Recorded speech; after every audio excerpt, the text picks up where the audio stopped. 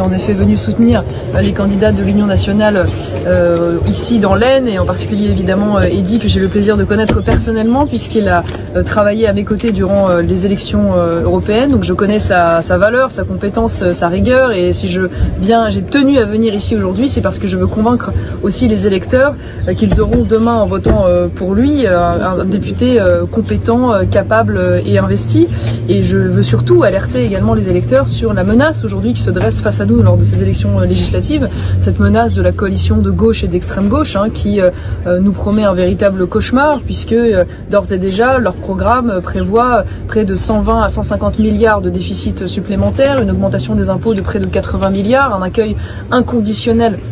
est totalement irresponsable de tous les migrants. On voit bien qu'il y a une volonté aussi de désarmer l'État, d'effondrer son autorité, de désarmer la police, de revenir sur un certain nombre de lois. Je pense à la loi contre le séparatisme qui de fait favoriserait bien l'avancée de l'islamisme, revenir sur la loi anti-squat. On parle également de régulation carcérale. Donc comprenez bien que si demain cette coalition arrivait aux affaires,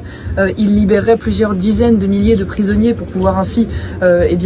lutter contre la surpopulation carcérale avec des conséquences dramatiques sur l'insécurité. Donc c'est un enjeu, j'ai envie de dire, de civilisation, de sécurité, d'intégrité nationale qui est en jeu, et donc je crois qu'aucune voix ne doit se perdre, et c'est le message que j'ai voulu ici faire passer. Concentrons nos forces dès le premier tour sur les candidats de l'Union nationale qui portent en eux un espoir très important et qui sont aujourd'hui soutenus en effet à la fois par le RN Jordan Bardella, Éric Ciotti et ses soutiens, et aussi